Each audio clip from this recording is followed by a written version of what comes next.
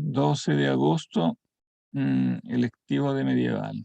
Boecio, la consolación de filosofía.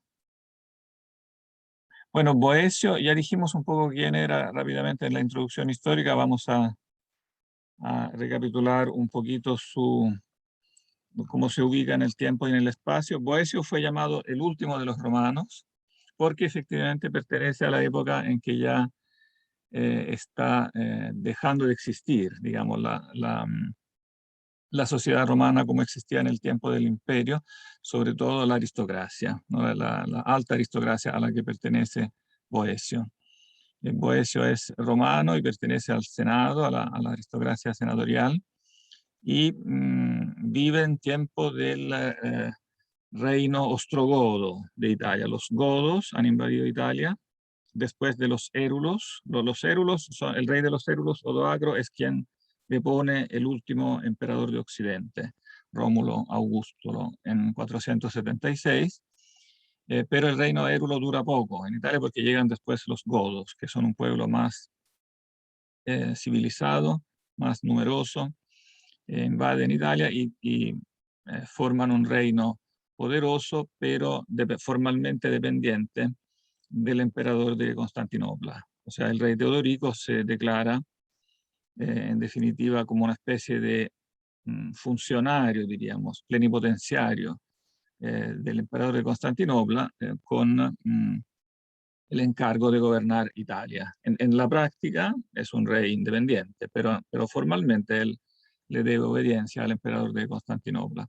Y bueno, entonces formalmente también sigue existiendo el Senado romano, ¿no? Aun cuando políticamente ya su peso no es casi, no es relevante, ¿no? Pero sigue existiendo, la aristocracia formalmente sigue manteniendo también sus bienes, sus privilegios, pero estos bienes y estos privilegios cada vez más se hacen objeto de la codicia también de los jefes, de los godos, digamos, que hacen carrera bajo el reino de Teodorico y muchas veces arman procesos, entonces para expropiar, para acusar, ¿no? Algún senador romano y así poderlo ejecutar o exiliar, etc. Y así llevarse todos sus bienes, todos sus latifundios, etc. Bueno, y pasa eso con varios senadores de los cuales Boecio nos relata la historia, el senador Albino y otros. Bueno, y Boecio muchas veces se dedica a defenderlos en el Senado, cosa que era, evidentemente, era peligrosa, y finalmente terminan acusándolo a él también, y después también a su suegro, Símaco, que también era un personaje muy importante. Bueno, que había sido también su padre adoptivo. La familia de los Símacos era una de las familias más poderosas. Boecio había sido adoptado como hijo de Símaco porque perdió a su padre muy joven, y entonces también subió incluso de nivel dentro de la aristocracia porque la familia de los Símacos era casi la más importante. Pero por eso mismo pasó a estar en la mira justamente de la codicia de muchos de los godos ahí intrigantes que intrigaban en la corte de Teodorico. Y bueno, los pretextos que muchas veces utilizaban eran interceptar la correspondencia que los senadores a veces mandaban a Constantinopla, porque a veces, como la autoridad formalmente seguía siendo el emperador de Constantinopla, muchas veces mandaban cartas y en estas cartas a veces denunciaban alguna irregularidad, alguna injusticia, y bueno, el rey Teodorico no amaba evidentemente esta correspondencia porque él se sentía rey completamente independiente, no amaba que los senadores se comunicaran efectivamente con Constantinopla como era su derecho, ¿no? Pero él lo interpretaba como una traición, ¿no? Que ellos le escribieran al emperador en el fondo para indirectamente como acusarlo a él, que no todo funcionaba bien en Roma. Y entonces, bueno, finalmente fue acusado él también, fue condenado a muerte, ¿no? Y fue enviado al norte de Italia, porque la corte de Roma seguía siendo la capital histórica con el Senado, pero la capital administrativa del reino, la sede del reino godo estaba en el norte, estaba en la ciudad del norte, primero en Pavía y después en Verona, y en una fortaleza ahí en el norte, lo que ahora sería entre Lombardía y Véneto, en el norte de Italia, estuvo él recluido varios meses, ¿no? Y aquí justamente tuvo el tiempo de escribir, justo el tiempo, digamos, de escribir este libro que después será su mayor éxito, La Consolación de Filosofía. Bueno, obviamente que el que necesita ser consolado, en primer lugar, es él mismo, ¿no? Que está bastante como deprimido por haber sido encerrado en la cárcel, etcétera, y con ya condenado a muerte. Bien. Vamos a leer directamente entonces el texto. Vamos a partir del libro primero, que es bastante cortito.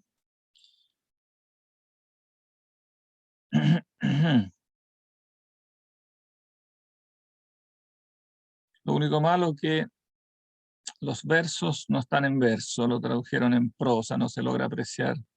Después les voy a mandar el texto latino donde se aprecia mejor también, pero también deben existir traducciones españolas que intentan reproducir el verso. Utiliza muchos versos, es digamos, un género literario especial, eso de alternar prosa y verso, pero además dentro de este género entra la variedad métrica, son versos de mucha variedad métrica, él es muy hábil también literariamente en manejar tanto la prosa como el verso. En todo caso, leámoslo, aunque no esté en verso, leamos también los metros. ¿Quién parte? ¿Quién quiere leer el primer metro? Yo puedo leer. Ya, perfecto. Bastián. Bastián, ¿no? Sí. Sí, Bien. ya. El primer párrafo, ¿cierto? Sí, es un párrafo que traduce los primeros versos, deberían ser versos.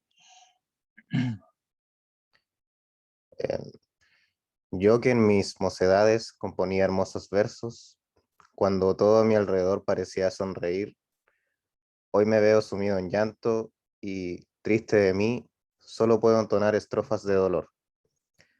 Han desgarrado sus vestiduras mis musas favoritas, y aquí están a mi lado para inspirarme lo que escribo, mientras el llanto baña mi rostro al eco de sus tonos elegíacos. Ellas siquiera no me han abandonado por fútiles temores, ellas que siempre fueron la compañía de mis caminos. Ellas, recuerdo gratísimo de mi florida juventud fecunda, vienen a dulcificar los destinos de esta mi abatida vejez. Sí, que a impulsos de la desgracia, la vejez ha precipitado sobre mí sus pasos, y a la mitad del camino de mi vida he sentido sonar la hora definitiva del sufrir. Cubren mi cabeza precoces canas. Mi cuerpo agotado siente ya el escalofrío de la tez marchita y rugosa. Dichosa muerte, cuando sin amargar la dulzura de los años buenos, acude si el corazón la llama a su favor. Pero ay, qué despiadada. Cierra sus oídos a la voz de la desgracia. En vez de cerrar los ojos del triste mortal que llora, mientras me halagó la fortuna, a pesar de saberla inconstante y mudable, una hora de tristeza hubiera bastado para llevarme a la tumba. Ahora que ha ensombrecido su faz engañadora, oh, cuán larga se me hace una vida tan tediosa. ¿Por qué, amigos, habéis ponderado tantas veces las horas de mi dicha fugaz? Ah, no estaba muy seguro quién así cayó tan de repente. Bien. Bueno, el significado es claro, ¿no? Él quiere mostrar que se encuentra en una situación de profunda depresión, ¿no? Por esta situación en que ha precipitado. Al mismo tiempo quiere dejar en claro que él siempre se ha dedicado a la literatura, ¿no? O sea, que han sido sus musas favoritas. Está hablando de la literatura, de la poesía, también de la música. El Boecio también escribió un tratado de música, que era parte, evidentemente, de las artes liberales, ¿no? Y las musas siempre entonces lo acompañaron y lo acompañan, se puede decir, hasta el final. Pero después estas musas literarias también le sirven para contraponerlas a filosofía, que evidentemente es presentada como superior a ellas, ¿no? Todas son personificaciones, ¿no? Son mujeres que vienen después a consolarlo, la literatura, la música, pero sobre todo funcionan como él quiere mostrar, ¿no? Que cuando llega a filosofía, No, netamente ella es superior y las echa, la termina echando a las otras musas. Mm,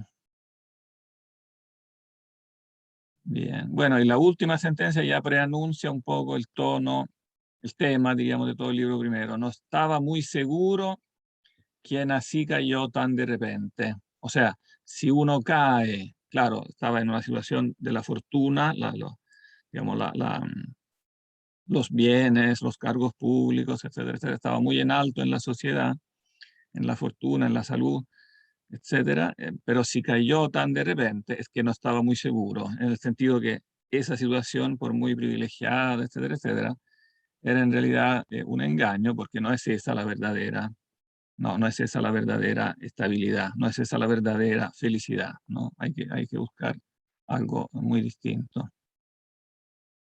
Mm, bien, si quieres sigue nomás con la prosa, aquí él habla solo, aquí no hay diálogo todavía, no entra en escena, filosofía recién entra en escena. Eh, sí, aquí en el 8. Ahí vamos a necesitar una voluntaria, tiene que ser una mujer, porque es filosofía, ¿no? Que es una mujer. ¿Hay alguna voluntaria para que se prepare? Tiene que entrar en escena aquí en el párrafo 8. Hay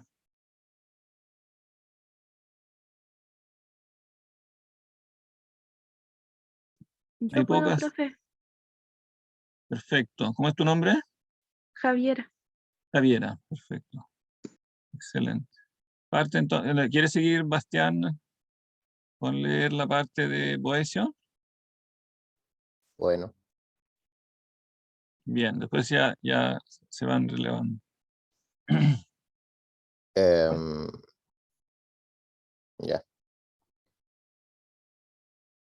En tanto que en silencio me agitaban estos sombríos pensamientos, y con abusado estilo escribía en blandas tablillas mi lamento quejumbroso, parecióme que sobre mi cabeza se erguía la figura de una mujer de sereno y majestuoso rostro, de ojos de fuego, penetrantes como jamás los viera en ser humano, de color sonrosado, llena de vida, de inagotadas energías, a pesar de que sus muchos años podían hacer creer que no pertenecía a nuestra generación.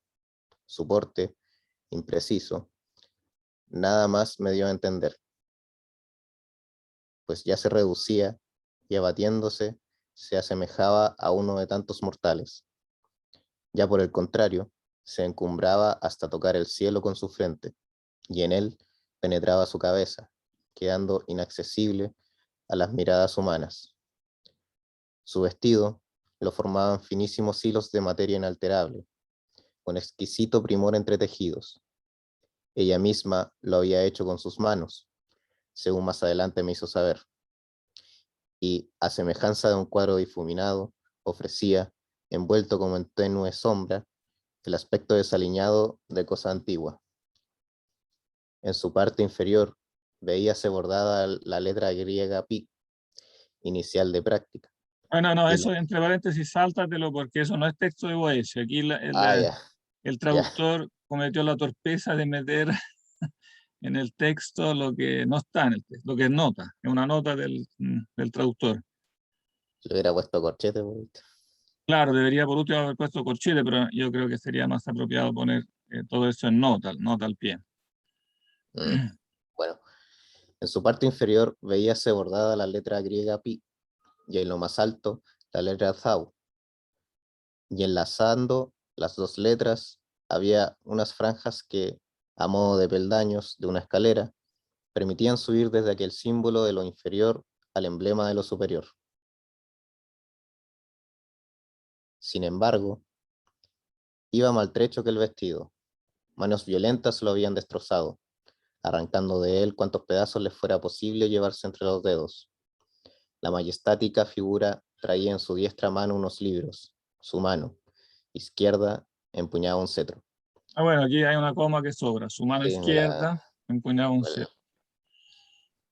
bueno, y cuando vio a mi cabecera a la musa de la poesía dictándome las palabras que traducían mi dolor, conmovióse de pronto, y luego, lanzando por sus ojos miradas fulminantes, indignada, exclamó: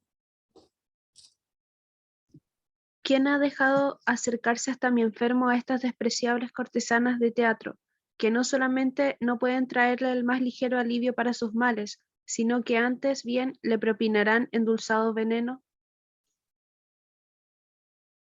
Sí, Sigue filosofía. ya.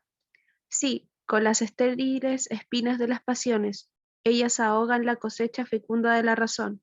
Son ellas las que adormecen a la humana inteligencia en el mal, en vez de liberarla. Ah, si vuestras caricias me arrebataran a un profano, como sucede con frecuencia, el mal sería menos grave, porque en él mi labor no se vería frustrada. Pero, ¿es que ahora queréis quitarme a este hombre alimentado con las doctrinas de Elea y de la Academia? Marchad, alejaos más bien de este lugar, sirenas que fingís dulzura para acarrear la muerte. Dejadme a este enfermo, al cual yo cuidaré con mis númenes, hasta devolverle la salud y el bienestar. Ante tales, ahí sigue. No, aquí le toca de Ah, nuevo, ya. aquí sí, se le olvidaron Sí, ahí, las ahí comillas, le sigue. toca de nuevo a Boece, sí. Eh, Ante tales increpaciones, las musas que me asistían bajaron los ojos y, cubiertos los rostros con el rubor de la vergüenza, transpusieron el umbral de mi casa. Yo, que con la vista turbada por las lágrimas, no podía distinguir quién fuese aquella mujer de tan soberana autoridad, sobrecogido de estupor, fijos los ojos en tierra, aguardé en silencio lo que ella hiciera. Entonces, acercándome más, se sentó al borde de mi lecho, y al contemplar mi rostro apesadumbrado y abatido por el dolor, lamentóse en estos versos de la causa que turbaba mi espíritu. Aquí empieza entonces el segundo metro. Vamos a comentar algo de este inicio. Entonces, bueno, aunque no lo ha dicho, ¿no? Es muy claro quién es la mujer, ¿no? Y como la describe, muy interesante, ¿no? Quién es, evidentemente, la mujer es filosofía, ¿no? Una mujer de sereno y majestuoso rostro, de ojos de fuego, etcétera, etcétera, de inagotadas energías, ¿no? A pesar de que ella es una anciana, ¿no? Es muy antigua, pero se ve joven, ¿no? Se ve de inagotadas energías. Y quizás lo más interesante aquí es su porte. ¿Cuál es su porte? O sea, su porte se refiere a la estatura, ¿no? ¿Cuál es su estatura?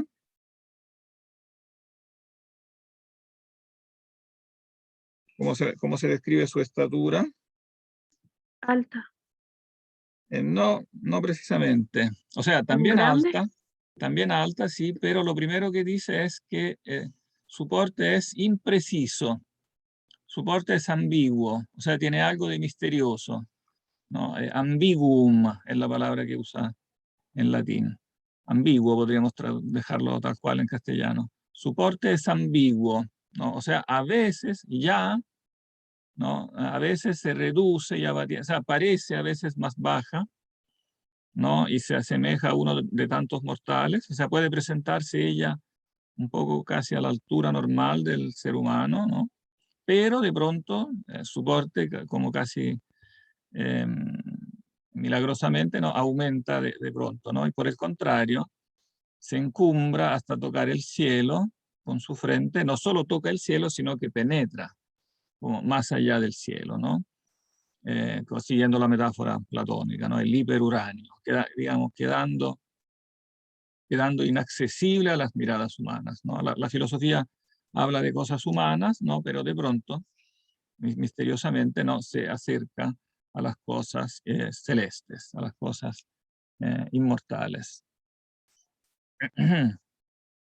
Bueno, y por eso su vestido, pues aquí también todo esto es una alegoría del tema de la inmortalidad o inmutabilidad, ¿no? A la que lleva la filosofía. Finísimos hilos de materia inalterable. Su vestido, evidentemente el vestido es alegoría de qué cosa. Bueno, es fácil la alegoría, pero para explicitarlo, el vestido es formado de hilos de materia inalterable. ¿Qué, qué significa alegóricamente este vestido?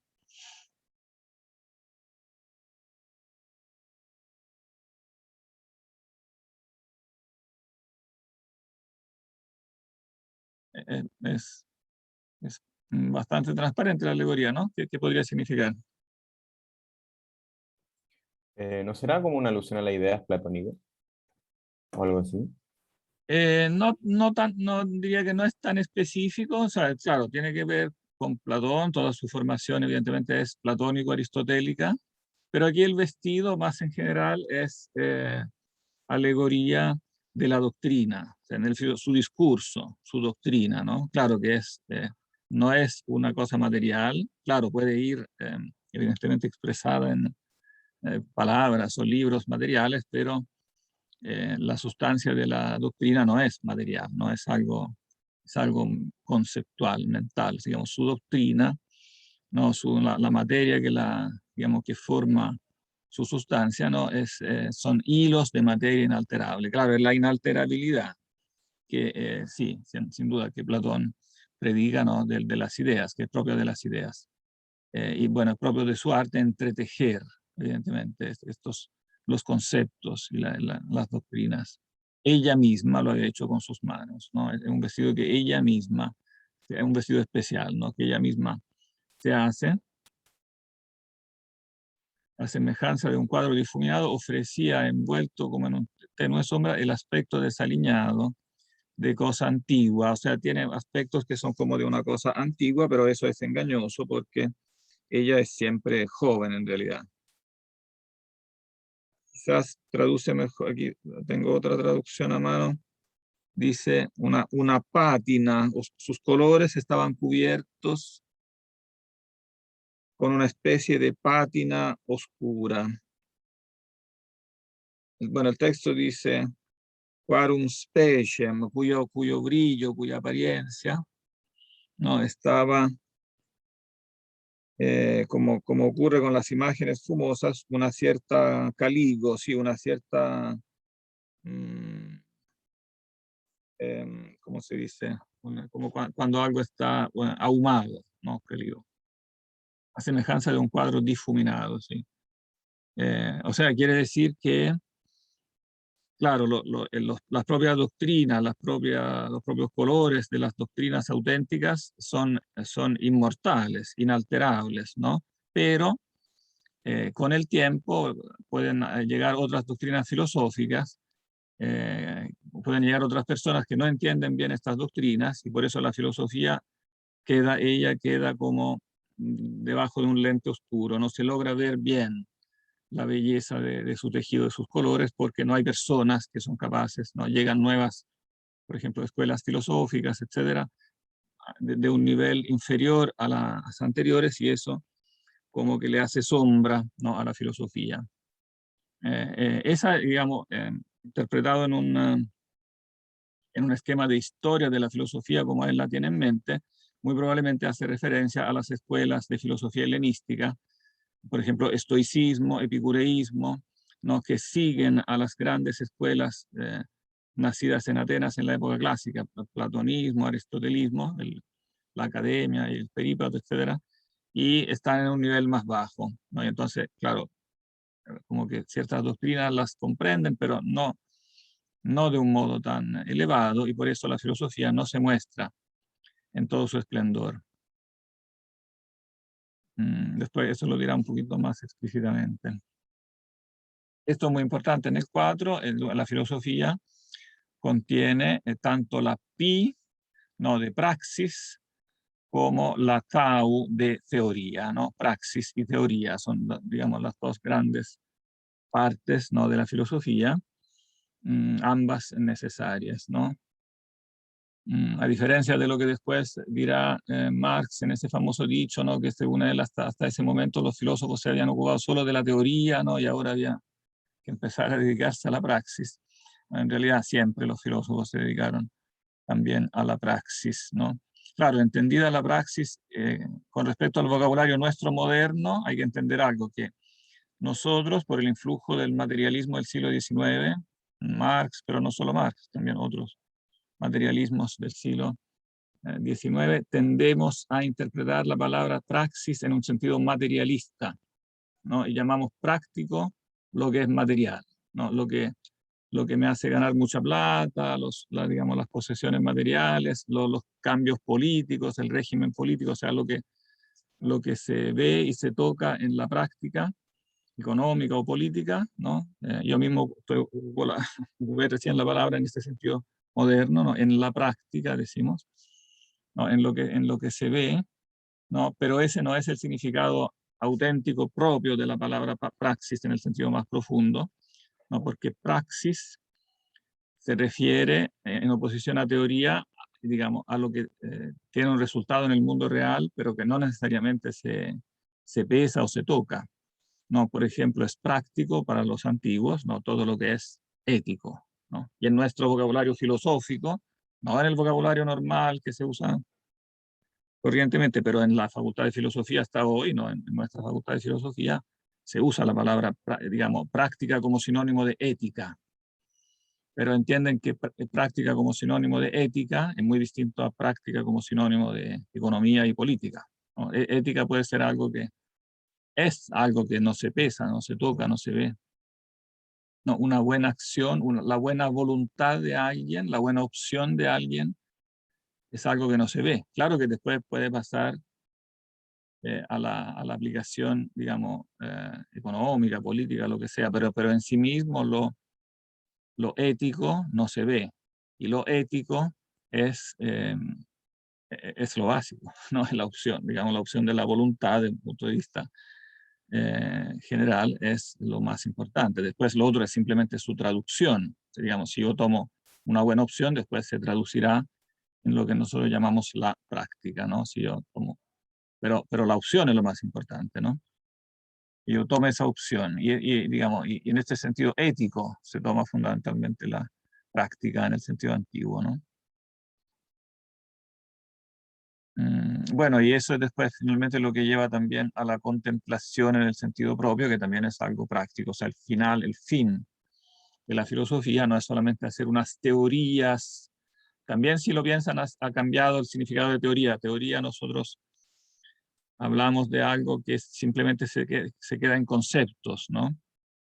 Pero para los griegos, teoría también es, para Aristóteles, por ejemplo, en la ética, al final de la ética, que no sé si lo leyeron eso en algún ramo de Antigua. ¿Leyeron el último libro de la ética, el 10º libro de la ética? Em, si no me equivoco, los que estuvieron en el lectivo con Paloma Baños lo tuvieron ese texto, pero los que tuvimos con Ugalde no lo leímos. Ah, ya, entonces les recomendaría a los que no lo han leído leerlo, porque es justamente muy importante para este concepto de la teoría. De la ética Paradójicamente, Nicómaco, ¿no? la teoría o contemplación lo traducen normalmente no por teoría, sino por contemplación, porque en definitiva es algo real, práctico. O sea, más allá de los conceptos, ¿no? Tiene que alguien, como fin del ser humano, llegar a contemplar, ¿no? A contemplar la realidad inmortal, en definitiva, la realidad divina. ¿Profe? Eso es algo real, entonces algo práctico. La teoría, paradójicamente, también es práctica en su fin último. ¿Sí? Se refiere a la ética Nicómaco, ¿cierto? A la ética Nicómaco, sí. A la ética Nicómaco. Me parece que Y- lo que digo me parece que está en el capítulo 6 del libro 10º. Déjame controlarlo porque este es un texto bien importante para que lo tengan en mente. A ver. Mm,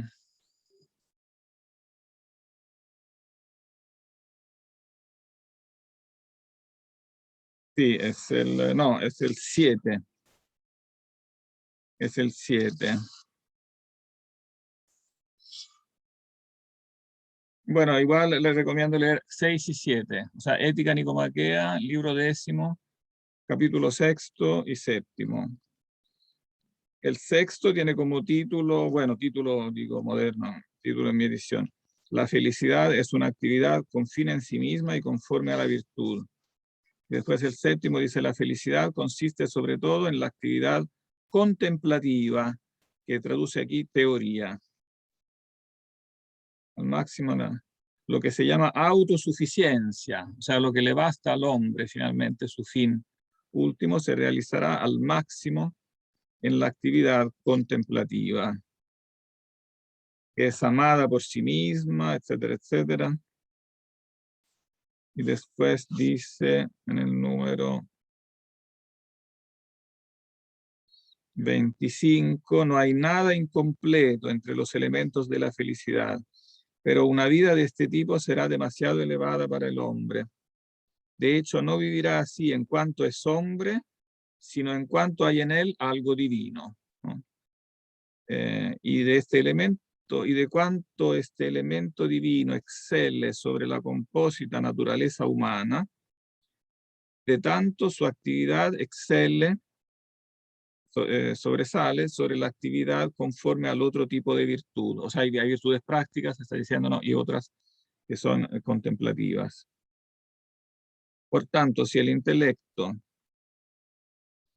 en relación con el hombre es una realidad divina, también la actividad, según el intelecto, será divina en comparación con la vida humana. Pero no hay que hacer caso a aquellos que aconsejan al hombre, dado que es hombre inmortal, limitarse a pensar en cosas humanas y mortales. Al contrario, por cuanto es posible, hay que comportarse como inmortales y hacer todo para vivir según la parte más noble que está en nosotros.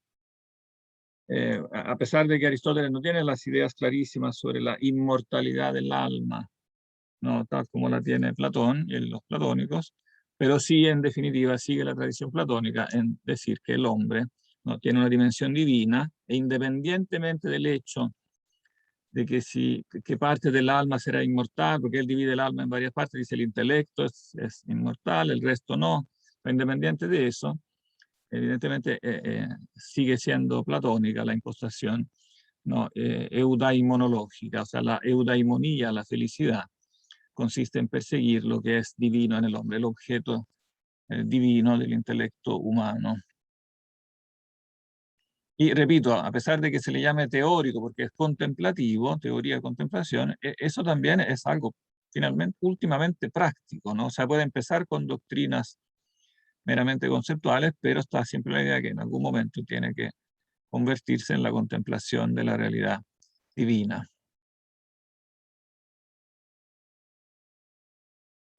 ¿Profe? Perdón, vengo enseguida. Ah, ya, bueno.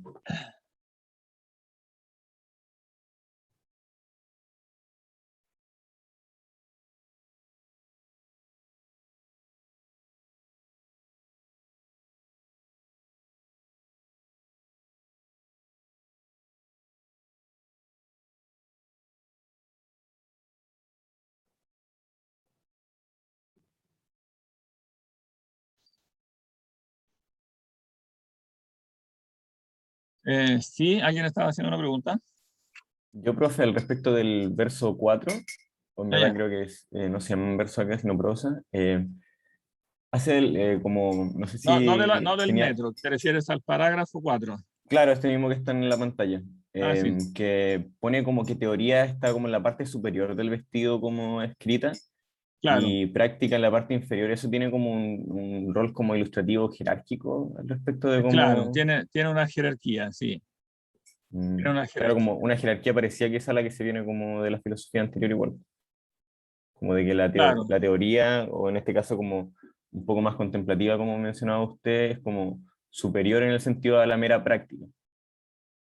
claro, claro. Claro, la teoría es superior a la práctica, pero repito, no sé, una vez más repito, ya lo he dicho varias veces, pero no se comprende eso si no se entiende que también la teoría últimamente tiene un fin práctico, ¿no? O sea, el fin, digamos, finalmente la teoría no es que la práctica sea algo simplemente que queda ahí atrás, ¿no? Como en la parte inferior, ¿no? Porque finalmente, claro, la teoría se compone de conceptos filosóficos, etcétera, matemáticos, todo lo que es la ciencia, pero finalmente el fin de eso también es práctico, no es solo que es práctico en un nivel superior, ¿no?, que es la contemplación ya de las ideas o la contemplación de lo divino. Claro, bueno, ahí después se insertará, como nosotros hemos visto, por ejemplo, en Justino, se insertará en la filosofía cristiana la idea de que los filósofos antiguos podían confundirse en eso y pensar que con un mero como aprendizaje filosófico llegarían a contemplar la divinidad, ¿no? y claro, no estaba ahí la idea evidentemente tan clara de la revelación o de la gracia, de la como dificultad ética de poner en práctica, ¿no?, lo que son los requerimientos de la ética. Y entonces es claro, después el cristianismo un poco ajustará, corregirá esta relación también entre de teoría y práctica. Para decirlo con un ejemplo, el filósofo griego diría, bueno, aprende primero a portarte bien, como en las cosas sencillas de la vida, ¿no?, y después pasarás a las cosas superiores y divinas, etcétera, ¿no? Pero el cristianismo dirá que incluso portarse bien en las cosas sencillas de la vida no es sencillo. O sea, se necesita algo más de lo que parece, ¿no?, la gracia, etcétera, para poder incluso observar la ética en las cosas más sencillas de la vida, que no son, que son sencillas en teoría, pero cuando uno después las va a vivir en la práctica no es tan sencillo, ¿no? O sea, es sencillo en teoría decir que no hay que robar, por ejemplo, ¿no? Pero cuando uno después se encuentra en la ocasión, cuando uno se encuentra con un cierto cargo político, cuando uno se encuentra en cualquier circunstancia que facilite eso, ¿no?, o que dificulte lo contrario, uno ve que no es tan sencillo observar algo tan aparentemente claro en teoría, ¿no? Entonces, claro, práctica y teoría tienen una relación más compleja de lo que en la filosofía cristiana. Ahora, Boecio, no lo hemos dicho, pero Boecio es cristiano, ¿eh? Boecio es cristiano, hasta escribió libros de teología cristiana sobre la Trinidad, tiene un pequeño tratado sobre la Trinidad, pero cuando escribe de filosofía, él tiende, a diferencia de Agustín, ¿no?, que en las confesiones va alternando como argumentos teológicos y argumentos filosóficos, Boecio empieza ya digamos, ese estilo que será más propio de los escolásticos medievales, ¿no? O sea, de distinguir también literariamente, ¿no? Por ejemplo, en este libro donde él habla de filosofía, no habla nunca de teología. No hay ni siquiera una sola cita bíblica. Uno podría no saber, si leyera solamente de él esta obra, podría quedar en la duda si él es cristiano o no. Podría haber alguna alusión lejanísima, pero no hay ninguna como alusión explícita a ninguna cosa cristiana propiamente tal, ¿no? Y entonces eso evidentemente es una opción metodológica. Consiste en pensar que la filosofía puede ser tratada, ¿no?, de un modo completamente independiente de la teología, sin perjuicio que después puedan tener alguna relación las dos ciencias, ¿no? Pero metodológicamente, según él, no pueden ser tratadas de un modo completamente autónomo, ¿no? Y eso será propio después, será una de las características, digamos, de la enseñanza escolástica, que justamente en la partición académica habrá como enseñanza de filosofía y enseñanza de teología como materias separadas, autónomas, ¿sí? No totalmente separadas, pero digamos que funcionan autónomamente. Bueno, eso sigue hasta hoy, ¿no? Hasta hoy se enseña, en las facultades de teología, se enseña un bienio de filosofía, son como 2 años en que hace filosofía como cosa autónoma, después se pasa a la teología.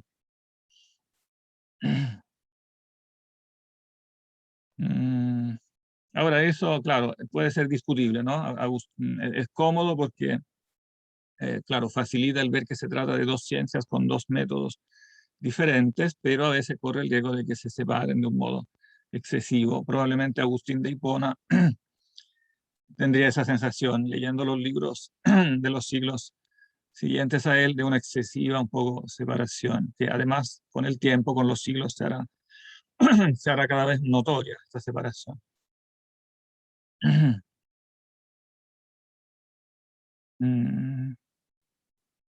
Bien. Oh, aquí es muy interesante, por supuesto, en el discurso de... Ay, se me va la voz. En este discurso, primer discurso de filosofía, ¿cómo se le caracteriza a Boecio? ¿Cómo lo llama filosofía?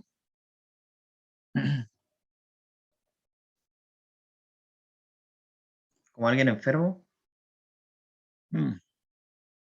Exactamente, ¿no? Él fundamentalmente está enfermo y ella viene entonces a consolarlo en el sentido de, propiamente, de curarlo, ¿no? Es una acción terapéutica, que en nuestro vocabulario moderno correspondería un poco a la actividad del psiquiatra, ¿no? El que viene a curarle el alma. El psiquiatra, claro, para nosotros tiene evidentemente para nosotros tienen un matiz más científico, más químico, porque el psiquiatra puede prescribirnos, ¿no?, remedios químicos, etc. Pero evidentemente aquí el remedio no es químico, ¿no? El remedio va a ser propiamente filosófico, o sea, con el enseñarle, o más que enseñarle, porque lo interesante es que filosofía sabe perfectamente que él ya conoce la filosofía. Precisamente dice, yo estoy enojada contigo, le dice, porque bueno, porque aquí están, te circundan a las musas de la literatura, del teatro, etcétera. Evidentemente, eso nos dice también que Boecio podía tener algunos libros, probablemente también en su cárcel. También puede significar que se entretuviera escribiendo alguna pequeña pieza literaria, ¿no? Pero también podemos pensar que se le había concedido tener algunos libros, de los muchos. Él tenía una biblioteca importante, ¿no? Porque era un hombre muy rico, muy poderoso, ¿no? Pero el punto interesante, ¿no?, es que filosofía aquí lo reta, le dice, pero ¿cómo, no? Tú tienes estas despreciables cortesanas de teatro, ¿no? O sea, serían libros de teatro, ¿no? Comedias, podemos imaginar, ¿no?, alguna tragedia también, etcétera. Novelas, pues no sé, podría ser la Eneida de Virgilio también, épica, no sé. Los clásicos en general, ¿no?, que él es como buen aristócrata que ha heredado toda la cultura clásica, evidentemente él maneja la literatura clásica, pero que tiene su valor para Boecio, evidentemente, pero que aquí es bastante maltratada, ¿no? Dice, pero estas mujeres, dice, son en el fondo unas cortesanas, ¿no? O sea, son unas mujeres que no alimentan la razón, sino más bien alimentan las pasiones. Y las pasiones en este estado, sobre todo en este estado en que él está, de depresión, etcétera, etcétera, no son favorables, ahogan la cosecha de la razón, ¿no? Adormecen la humana inteligencia, no le permiten a la inteligencia valorar los bienes materiales, etcétera, tal como son, y por eso le hacen mal, ¿no? Aumentan su enfermedad, ¿no? Y eso me enoja más todavía, dice ella, ¿no? Porque me enojaría menos si este enfermo fuera un profano, o sea, alguien no iniciado, no, profano se contrapone a alguien que es iniciado a los misterios sagrados, ¿no? Los misterios sagrados son, en este caso, se usa aquí la palabra en un sentido alegórico también, no está hablando realmente de los misterios paganos, sino que los usa como una alegoría de los misterios de la ciencia filosófica, ¿no? Lo más grave es que él es un hombre alimentado con las doctrinas de Elea y la academia, o sea, alguien que conoce la filosofía, la mejor filosofía, ¿no? Elea y la academia. ¿Qué es Elea? ¿Qué escuela es la de Elea?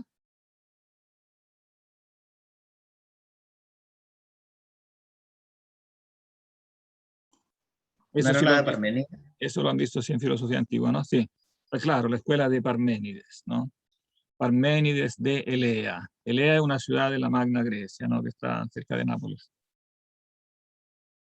Entonces, de ahí la escuela eleática, la de Parménides, etcétera, que fue también la escuela principal en la que una de las escuelas fundamentales en la que se inspira el propio Platón, ¿no? Platón considera a Parménides su padre filosófico, dice el padre Parménides, ¿no? Aunque después habla del parricidio, como nosotros lo quiso en parte corregir, ¿no? Como dice en el Sofista. Y bueno, de la academia, por supuesto, la academia platónica, ¿no? Sirenas, son entonces todo lo que es literatura, teatro, etcétera, son como sirenas, que en la interpretación alegórica de Homero, ya desde muy antiguo, representan las pasiones, ¿no? Las sirenas son las pasiones, ¿no? Y Ulises, que se tapa los oídos cuando pasa cerca de las sirenas, ¿no?, representa la razón, o sea, el alma humana que no tiene que darle oído, no tiene que darle oído a las pasiones.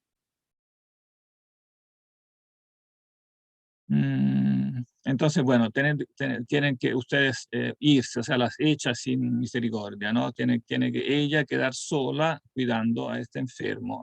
Él, o sea, yo lo voy a cuidar, ¿no? Yo lo voy a cuidar, dice filosofía, hasta devolverle la salud. O sea, es propiamente una acción, también aquí, como ven, ¿no? Muy práctica, psiquiátrica, una acción psiquiátrica de filosofía, pero claro, no psiquiátrica en un sentido químico de dar remedios químicos, sino que psiquiátrica, claro, es a través del diálogo, que también se puede usar en psicología, en psiquiatría, etcétera, pero es un diálogo, a diferencia de que es un poco el esquema de la psicología moderna, que tiende más bien como a descubrir lo que hay en uno, como bueno, según las diferentes escuelas psicológicas, pero digamos, simplificando mucho, tiende un poco a hacer salir a flote lo que uno tiene en el subconsciente, etcétera, etcétera, ¿no? Pero aquí el significado es sobre todo mostrar, o sea, con una cierta doctrina filosófica, ¿no? Sanar como es el error, que puede sanar en el fondo del error, que es lo que le hace caer a uno en la depresión, ¿no? Claro, aquí evidentemente los antiguos no es que tengan conocimiento de posibles causas de depresión que sean como endógenas o puramente químicas, ¿no? Pero se habla de la depresión más, llamémosla más común, ¿no? Que tiene que ver con cómo percibimos la realidad. Tiene un cierto paralelo con lo que ahora llamamos las terapias cognitivas, ¿no? Que tienden a corregir ciertas distorsiones cognitivas que uno desarrolla.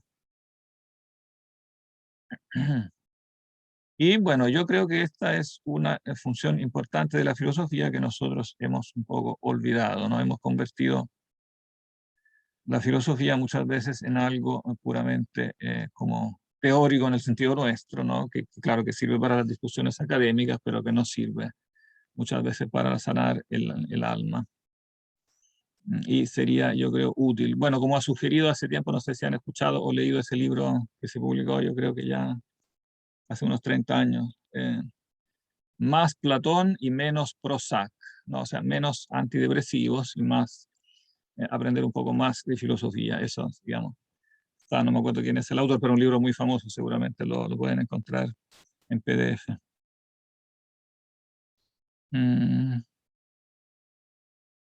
Bien. Bien, si no hay más comentarios sobre eso, podríamos seguir otro poquito, porque el tiempo vuela. Yo pensaba hacer hoy todo el libro primero, pero no sé si no me alcanza.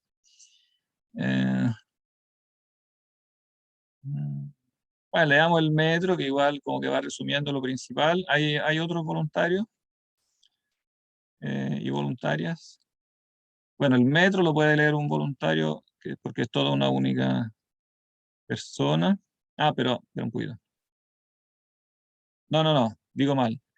Claro, la que se lamenta aquí no es poesía, es ella, es filosofía. Entonces le tocaría, si quiere seguir, Javiera, ¿tú quieres leer el metro segundo? Ya, profe, Ya, ¿se perfecto. escucha? Sí, perfecto.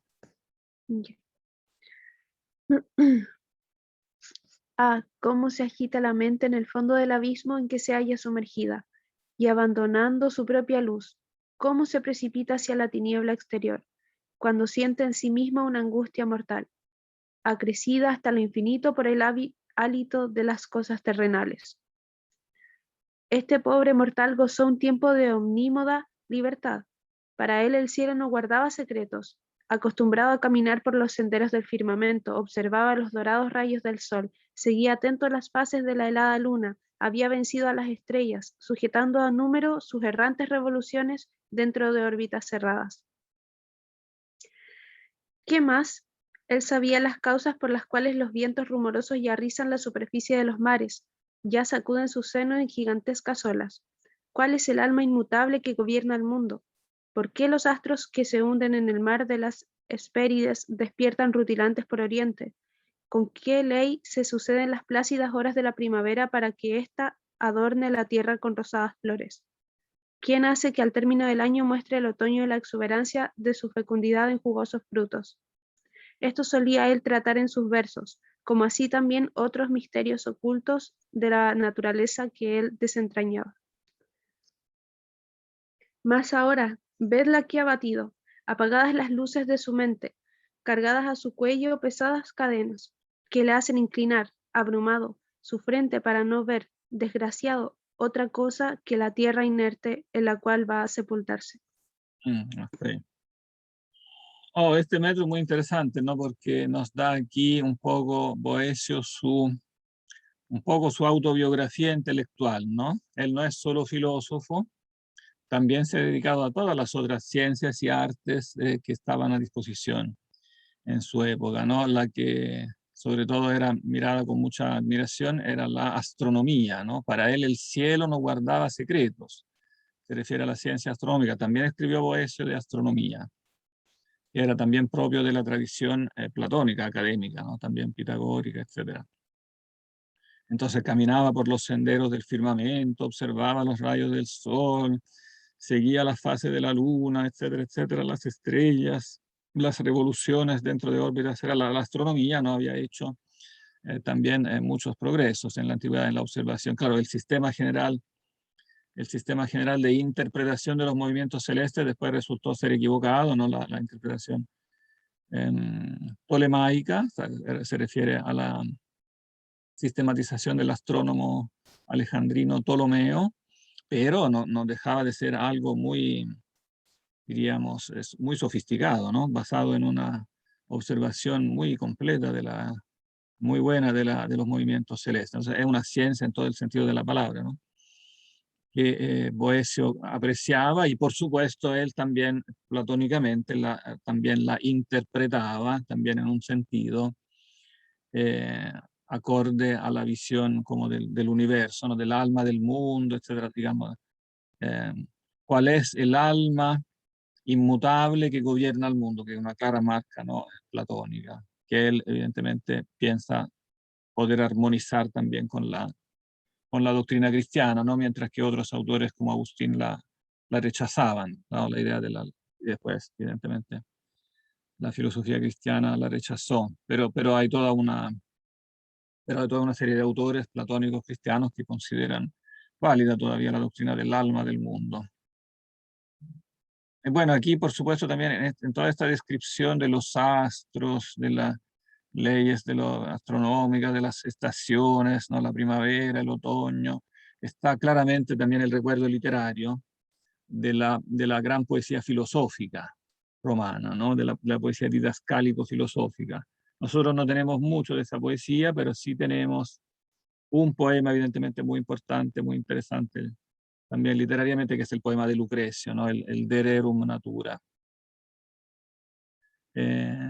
También yo creo que hay aquí claro, una voluntad de Boecio un poco de contraponerse a Lucrecio, porque por supuesto filosóficamente la doctrina de Lucrecio es una doctrina puramente materialista, ¿no? Es la doctrina epicúrea, para Lucrecio el gran maestro, casi el Mesías, ¿no? Es Epicuro, y evidentemente la doctrina epicúrea no es compatible con la platónica, ¿no? Entonces, claro, él quiere también tener una poesía didascálica con estos metros que se contraponga a la visión materialista de Lucrecio. Hay que tener en cuenta que Lucrecio, ¿no? A pesar de ser epicúreo y por lo tanto una doctrina después condenada, siempre fue valorada también literariamente, entonces siempre siguió siendo leída, siempre fue copiada, etc. Por eso ha llegado hasta nosotros.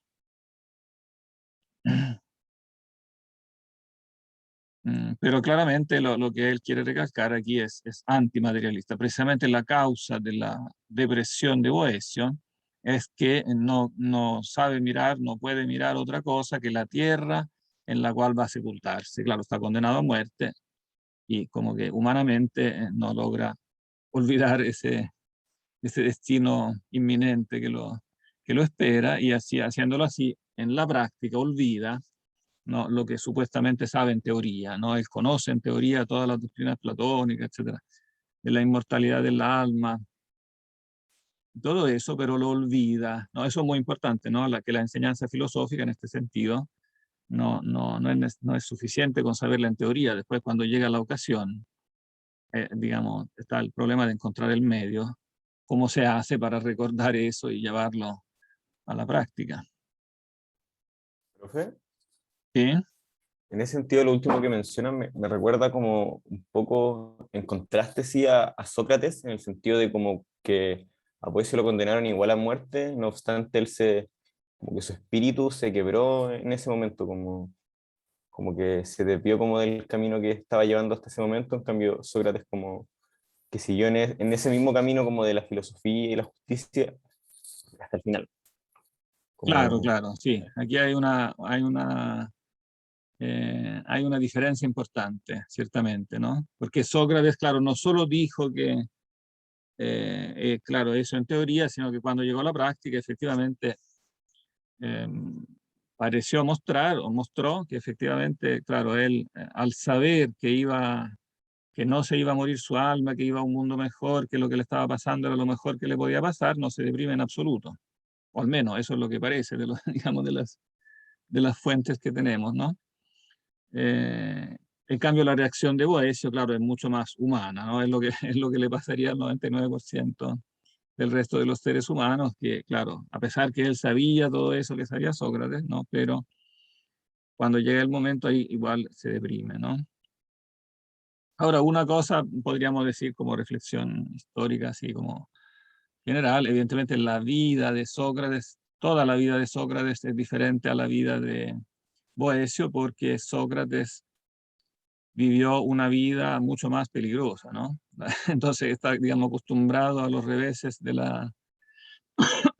está acostumbrado a los reveses de la fortuna y a las diferentes desgracias políticas, etcétera, mucho más que Boecio. Nosotros solemos, en nuestra visión un poco así, ¿cómo se puede decir?, oleográfica de la antigüedad clásica, nos imaginamos la Atenas de Sócrates como un lugar pacífico, idílico, ¿no? Donde todos no hacen más que dedicarse a la conversación filosófica o a ir al teatro a ver las tragedias de Sófocles, etcétera. Pero si uno mira un poquitito más de cerca la realidad política de Atenas durante el espacio de la vida de Sócrates, uno ve que es un periodo histórico trágico. A Sócrates le pasa de todo, tiene que ir a la guerra, él tiene que ir materialmente a pelear en la guerra, en varias guerras, pelea varias batallas, participa Sócrates, después pasa por digamos, los altos y bajos de la democracia, la dictadura de los 30, la dictadura de los 400, la dictadura de Critias, etc. Y,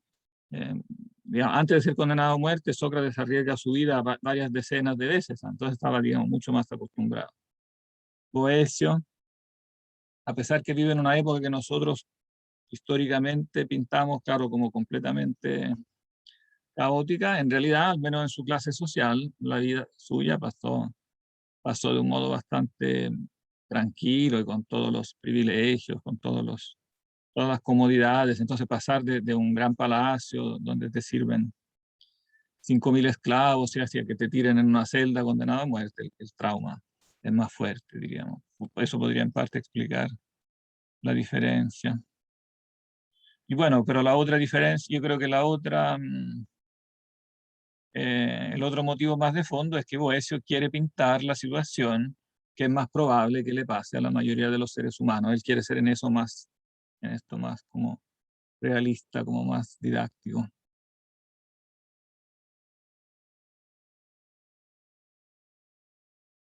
Bien, sigamos entonces. No sé si quieren relevo o tienen todavía energía.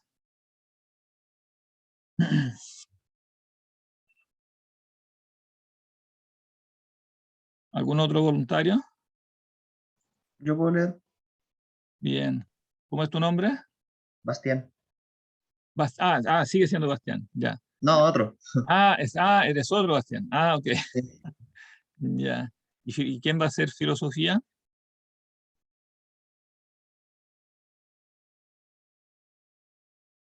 Y parece que llegaron más mujeres.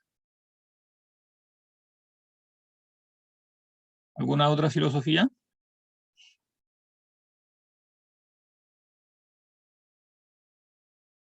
Yo puedo, profe. Perfecto. ¿Cómo es tu nombre? Amanda. Amanda. Muy bien. Excelente. Parte Amanda, entonces, porque aquí la que habla es filosofía. Puedes saltarte donde dice dijo la mujer, porque como es en directo, puedes saltártelo. Ya. Pero no es ahora tiempo de lamentos, sino de poner remedio. Y fijando en mí sus fúlgidos ojos, no eres tú el que me dijo, el que alimentando un tiempo con mi propia leche y educado bajo mis solicios cuidados, te habías desarrollado hasta adquirir la energía de un hombre. Yo te proporcioné armas que de haberlas conservado te hubieras permitido defenderte con invicta firmeza. No me conoces. ¿Por qué ese silencio? ¿Es una vergüenza o es el estupor lo que te hace callar? Ojalá fuese la vergüenza, pero no. Ya veo que te anonada el estupor. Y viéndome no solo callado, sino en verdad mudo y aturdido, acercó dulcemente su mano a mi pecho y dijo: no hay peligro, es solo un letargo lo que sufre, la enfermedad de todos los desengaños. Ha perdido momentáneamente la conciencia, no le será difícil recobrarla, si llega a reconocerme. Para que pueda conseguirlo, voy enseguida a limpiar sus ojos, oscurecidos por la nube de cosas terrenales. Dijo, y con mi pliegue de su vestidura, no, creo que eso no soy yo. Ese sería, claro, ese sería el Dogaría Boeso, porque él es que está narrando en primera persona. Dijo, y con un pliegue de su vestidura enjugó mis ojos bañados en llanto.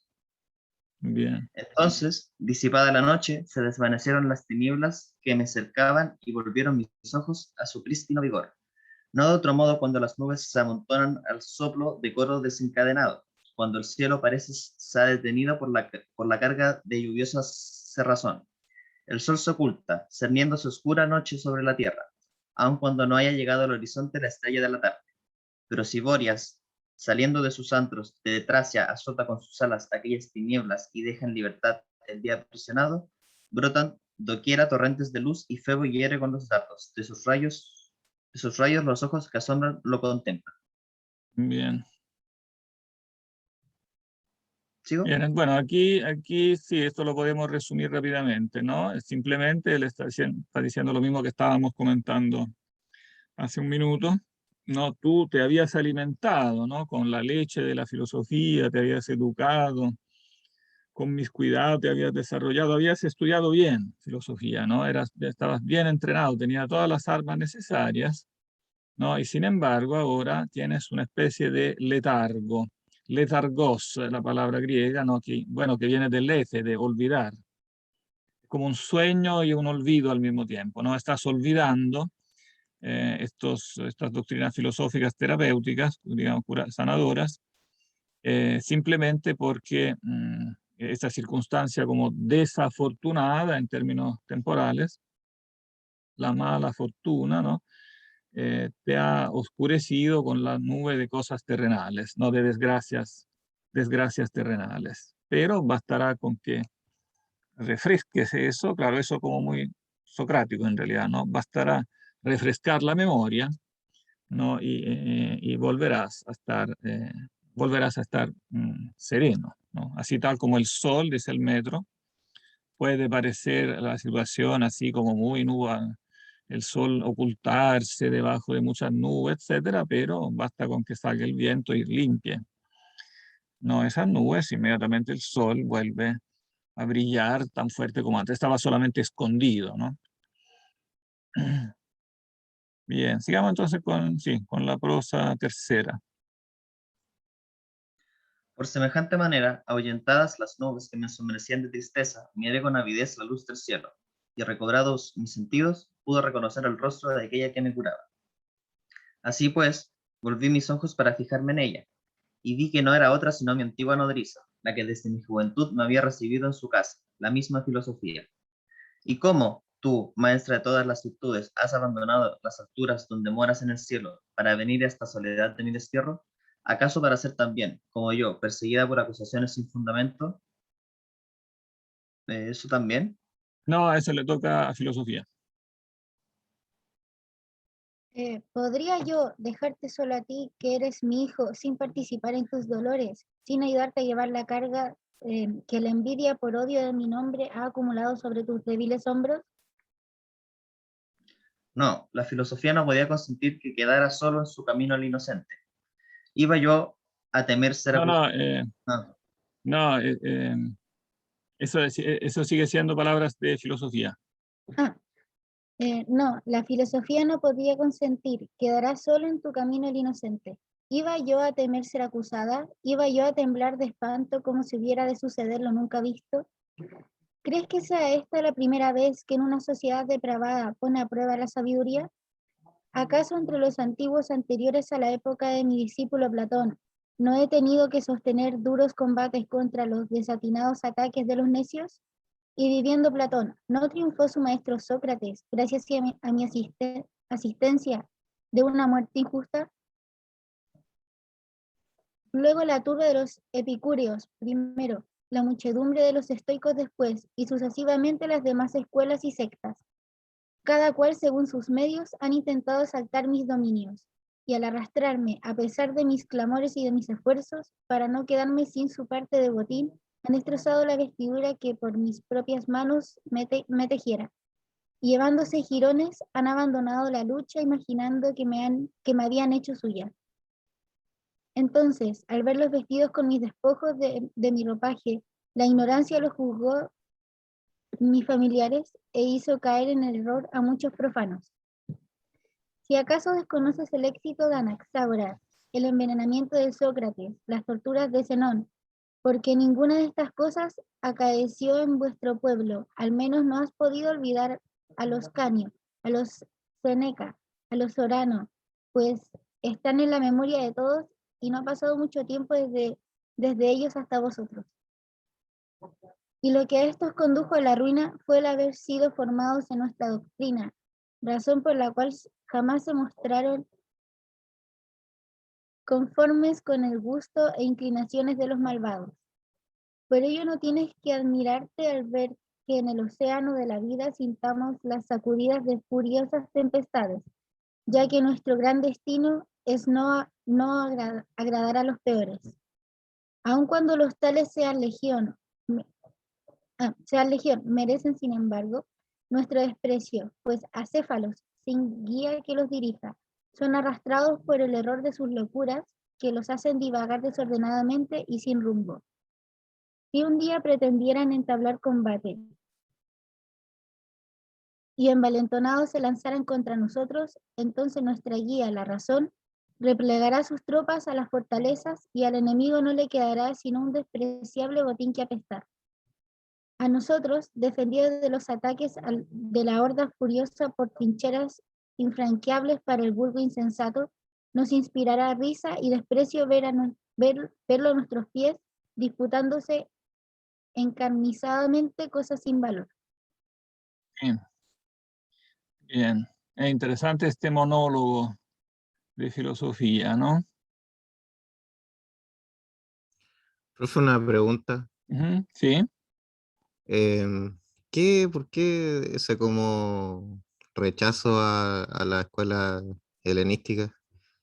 Que me imagino que debe ser una opinión de Boecio, pero me imagino también que debe ser quizá algo de la época o estoy Bueno, es equivocado. es propio de toda la tradición, evidentemente platónico-aristotélica, ¿no? El considerar como netamente inferior estas escuelas que han venido después. Claro que en el fondo, en parte se debe al hecho, claro, que estas escuelas han querido vulgarizar algunos contenidos de la filosofía, han querido ser como divulgativos, pero al hacer así también han simplificado como demasiado doctrinas, digamos, las doctrinas quizás más profundas de Platón y Aristóteles, ¿no?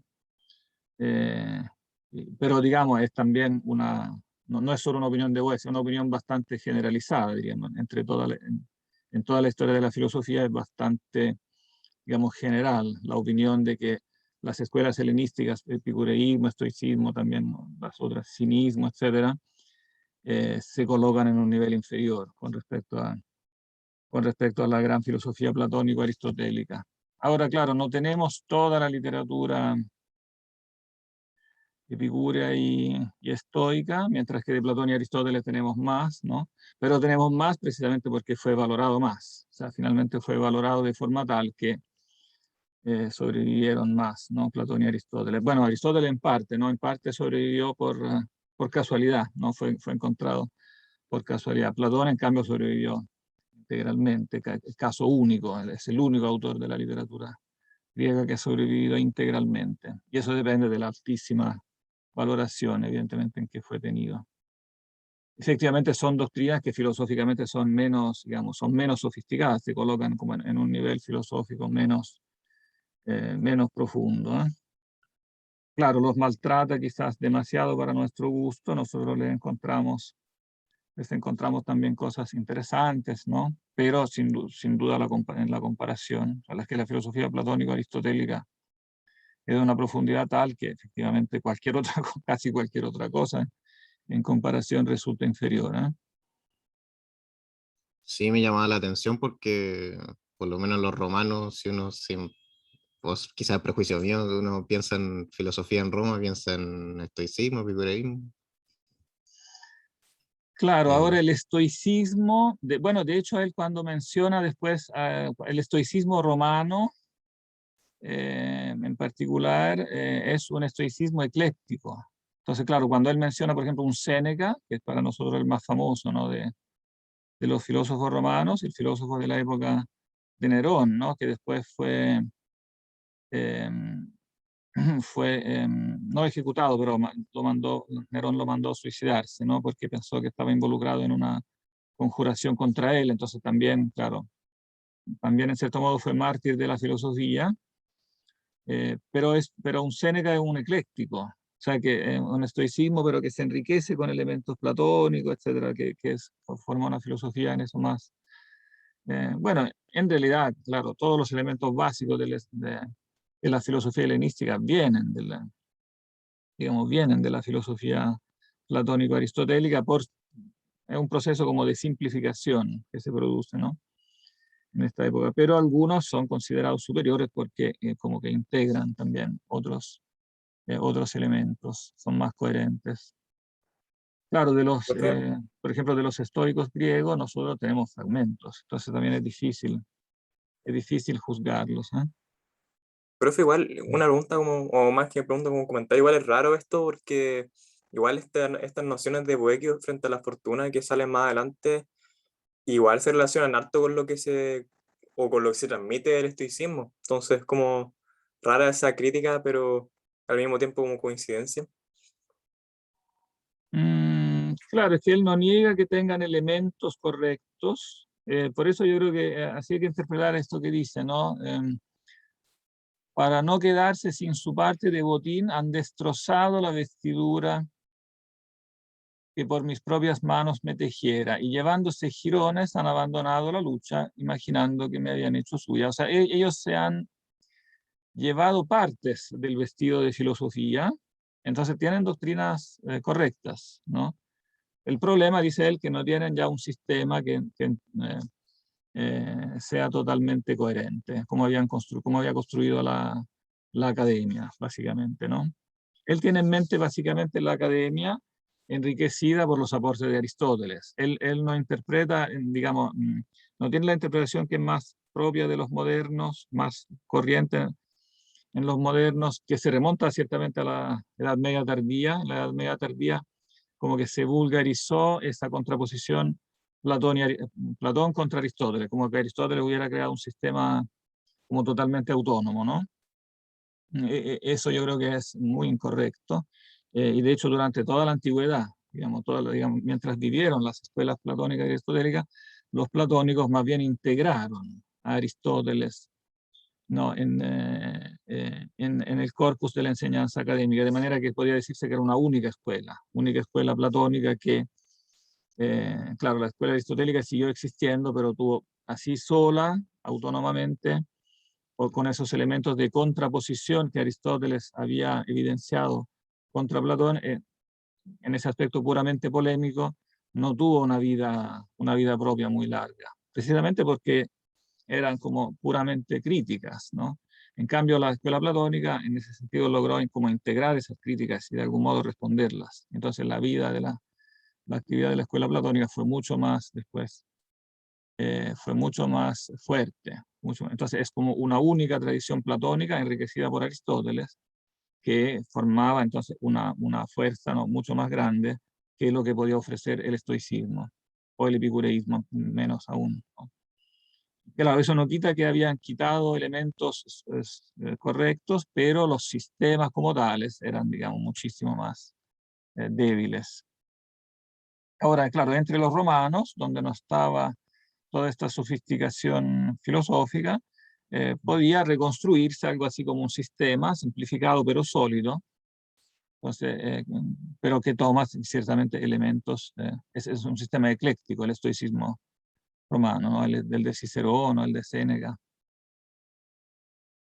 Pero claro, es que en un nivel general es difícil comparar como el nivel, la amplitud, ¿no? La profundidad de una tradición como la academia con un Séneca, por muy interesante que sea Séneca.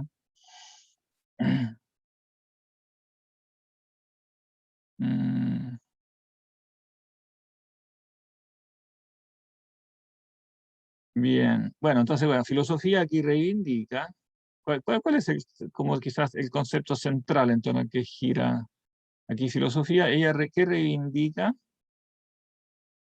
Porque, ¿de qué se gloría?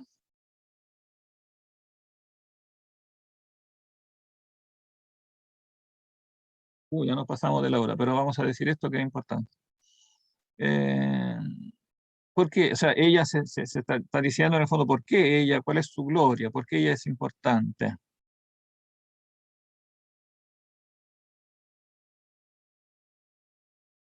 Más allá, repito, de la como interpretación de las diferentes escuelas, ¿no? ¿Cuál es su rol como en la historia, ¿no? Que ella reivindica?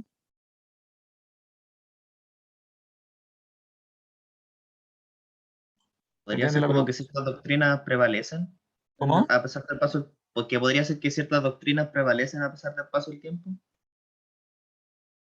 No tanto que ciertas doctrinas específicas prevalecen, o sea, podría ser interpretado así, pero también, o sea, también está eso, pero lo principal es que ella está o sea, dirige, organiza, le da fuerza y argumentos al combate de los buenos con los malos. O sea, en el fondo ella es atacada, conoce bien, se le está diciendo a Boecio, porque Boecio le pregunta, ¿no? ¿Cuál es lo que gatilla la respuesta? La pregunta de Boecio, ¿cómo tú has venido hasta aquí? ¿No? ¿Acaso para ser perseguida? ¿No te preocupa que te puedan perseguir? Entonces ella contesta, pero si yo estoy acostumbrada a eso, ¿no? Como precisamente esa es mi misión, ¿no? Estar al lado de los buenos, respondiendo a los falsos argumentos de los malos, ¿no? Y claro, aunque después los buenos terminen condenados a muerte, ¿no? Como Sócrates, como Séneca, Canio, etc., ellos que son condenados a muerte en realidad son los que gracias a mí han triunfado, ¿no? Triunfado de una muerte injusta. El hecho de que hayan sido condenados a muerte no impide que estas personas, estos justos, ¿no? Estos buenos que perseguían la verdad, la sabiduría, etc., en realidad han triunfado. Claro, han renunciado a las cosas materiales que los malos valoran más y entonces se pelean por las cosas materiales, agarran el botín, ¿no? Pero este botín, en definitiva, es despreciable, ¿no? Al enemigo no le quedará sino un despreciable botín que apresar. Lo que yo le he enseñado a los justos, a los buenos, a los amantes de la verdad, es que tienen que retirarse, replegar. Eso no es una derrota, como puede parecer, ¿no? El replegar sus tropas a la fortaleza. ¿Qué significa alegóricamente eso? Replegar sus tropas a las fortalezas. ¿Entiende eso? Pues porque ese es como el concepto central aquí, yo diría, de esta prosa. No es como reflexionar estratégicamente, como en vez de actuar como de una manera imprudente, como podría ser simplemente atacar en ese sentido como, y no replegarse como en el sentido de la batalla, como una batalla, defendiendo como una fortaleza. ¿O no? Yo creo que lo que habría que aclarar bien es Profe, qué significa la fortaleza. ¿La fortaleza de qué es alegoría? ¿puede ser la doctrina? No precisamente, o sea, tiene que ver con doctrina, sí, pero la doctrina es algo en sí conceptual, ¿no? Pero la fortaleza es algo real. Uno tiene que como centrarse en aquello que es La realmente, fortaleza no es la filosofía. no precisamente, no. La fortaleza es, porque la filosofía es como la doctrina que enseña eso, pero la fortaleza en un sentido real es aquel lugar donde no me pueden, es el lugar que no puede ser conquistado, ¿no? Fortaleza sobreentiende aquí fortaleza inexpugnable, que no puede ser expugnada, no puede ser, puede ser asediada, pero no conquistada, porque tiene muros demasiado sólidos, ¿no? Entonces, replegar sus tropas a la fortaleza significa renunciar, en el fondo, a lo que te pueden quitar materialmente, incluyendo la vida, ¿no? Como Sócrates, y centrarse en lo que no puede ser atacado. ¿Qué cosa no puede ser atacado por fuerzas externas? Sabiduría, ¿El la alma? razón. Claro, el alma misma, ¿no? En el fondo presupone esta como clara distinción. Todo lo que se refiere al cuerpo me lo pueden quitar. Me pueden quitar los bienes y finalmente me pueden quitar la vida, ¿no? O me pueden quitar la fama, me pueden calumniar, etc. Condenar a muerte en base a estas calumnias. Claramente aquí es clarísimo en la comparación. Él se está comparando implícitamente, pero muy claramente con Sócrates, ¿no? Él también fue calumniado, sometido a un proceso injusto, etcétera, etcétera, ¿no? Le pueden quitar todo, entonces la buena fama, los bienes, las tierras, las riquezas y finalmente la vida, pero el alma, ¿no? Es donde él toma como la opción ética, entonces el intelecto y la voluntad en el hombre, que es lo que constituye el hombre, ¿no? Es inatacable. En esa fortaleza él es inatacable. Entonces es inútil dedicar las tropas a un asalto para defender las cosas materiales. Lo importante es centrarse, ¿no? En el valor del alma y entonces defendido de los ataques de la horda furiosa por trincheras infranqueables, ¿no? Claramente son, porque ninguna fuerza externa puede atacar eso.